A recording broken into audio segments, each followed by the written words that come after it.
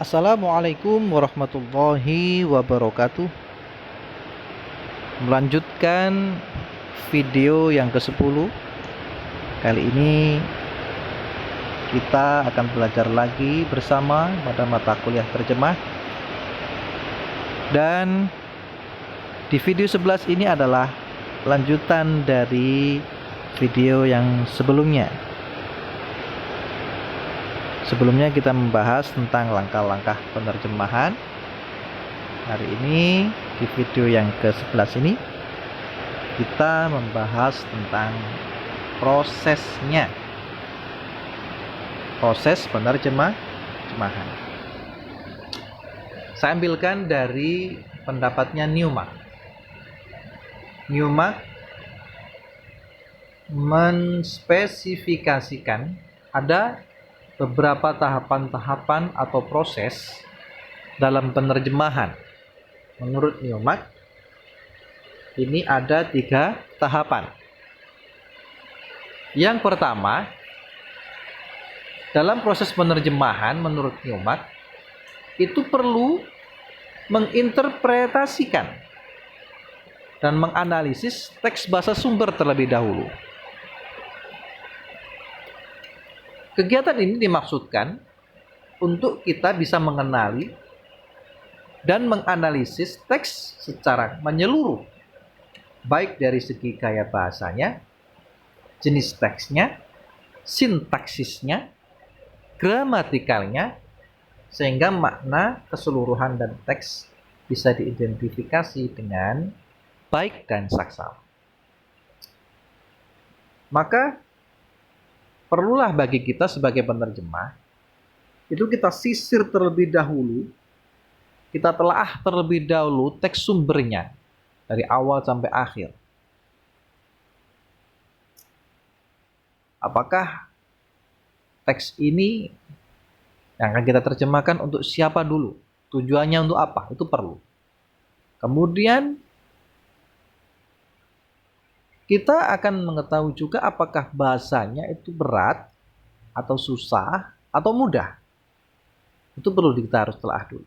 Selanjutnya, kita juga perlu tahu metode apa sebenarnya yang cocok untuk menerjemahkan ini. Meskipun banyak penerjemah setelah mengetahui teori-teori dalam penerjemahannya banyak yang menanggalkan. Akan tetapi, penerjemah yang baik adalah yang bisa menerapkan keduanya, baik secara nazoriyahnya dan tatbiknya secara bersamaan.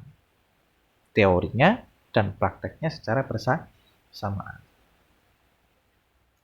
Selanjutnya menurut Newmark, setelah kita menginterpretasi dan menganalisis teks secara keseluruhan, baik metodenya apa, tekniknya apa, prosedurnya apa, tujuannya untuk siapa, sampai kepada siapa yang nanti yang membacanya, kita juga harus menelaah juga padanan tatanan kata, hingga kalimat per kalimat pada teks sasarannya.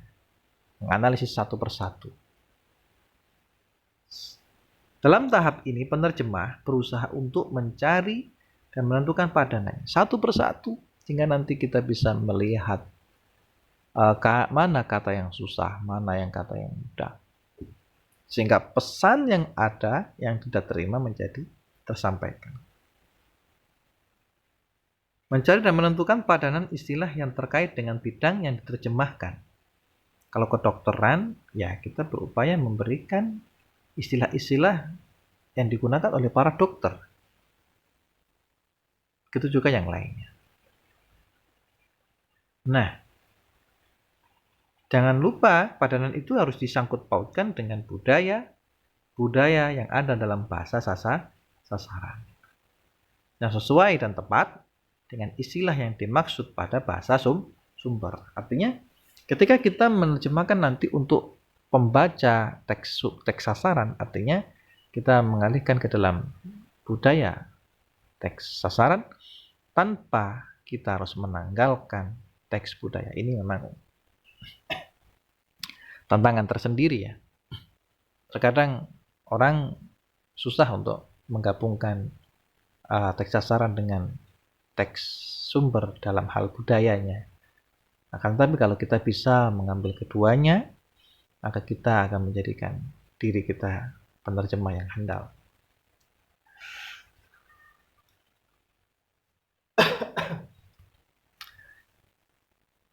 Baik. Mencari padanan sekaligus juga nanti mencari teknik-tekniknya, metodenya, dan sebagaimana yang lain. Sehingga budayanya dalam bahasa sasaran itu dapat tepat dicari. Selanjutnya yang terakhir, yang ketiga, setelah kita menentukan semuanya, baru kita menyusun kembali teks sesuai yang dimaksud oleh penulis. Harapannya, pembaca teks bahasa sasaran serta norma-norma kebahasaan sampai pada bahasa sasaran. Ini merupakan tahap mengekspresian kembali. Jadi ini mengulas kembali apa yang sudah dilakukan pada tahap-tahap sebelumnya itu. Maka dalam tahap ini tidak menutup kemungkinan penerjemah akan melakukan kembali kepada tahapan-tahapan sebelumnya, akan kembali ke tahapan menginterpretasi, menganalisis lagi, kemudian mencari padanan-padanannya, kemudian menyusun kembali, kemudian kembali lagi menginterpretasi, menganalisis teks bahasa sumbernya lagi, kemudian mencari padanan lagi, terus akan berputar terus seperti itu. Tidak terus selesai kalau sudah menginterpretasi, mencari padanannya, sudah menyusun kembali dan selesai, itu tidak. Dalam menerjemah pasti akan merasakan perputaran rotasi seperti itu sampai ketemu dengan padanan yang pas dan teks itu selesai diterjemahkan. Jika menemukan keganjilan lagi dan menemukan makna yang kurang pas, maka bisa dicarikan padanan yang serupa. Seperti itu. Baik. Selanjutnya menurut Ibnu Burdah, dalam bukunya menjelaskan bahwa proses penerjemahan itu membutuhkan 3 tahapan juga. Tahapan yang pertama menurut Ibnu Burdah adalah penyelaman pesan naskah sumber yang hendak diterjemah. Artinya sama ya dengan yang ditawarkan oleh Newmark, menginterpretasi dan menganalisis teks sumbernya. Ini penyelaman bahasanya, sama. Yang kedua, penuangan pesan naskah sumber ke dalam bahasa sasaran. Penuangan, kalau bahasanya Newmark, adalah memilih padanan pada tataran kata hingga kalimat yang ada dalam bahasa teks sasaran. Sama ya? Baik, hanya konteksnya yang berbeda. Selanjutnya adalah proses editing. Proses editing menyusun kembali teks sesuai dengan maksud penulis. Sama. Baik. Nah, sekarang kita lihat nida and tabir dalam proses penerjemahannya. Ada istilah analisis, diverbalisasi, transfer, restructuring. Saya kira ini sama ya.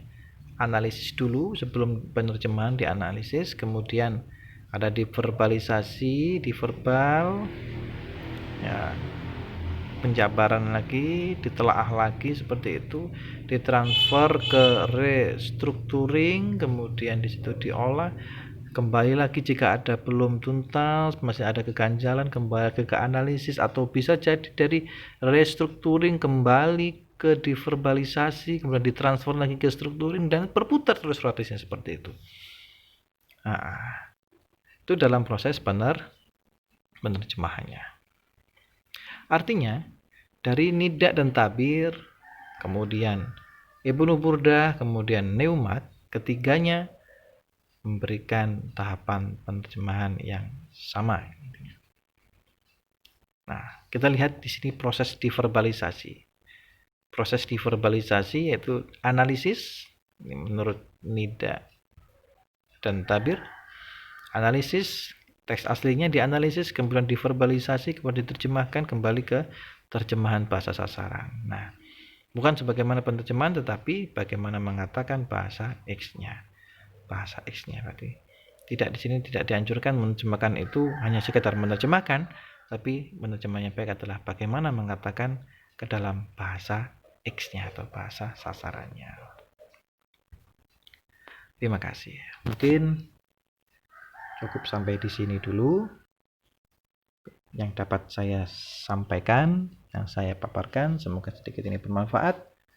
Bertemu lagi di video yang berikutnya.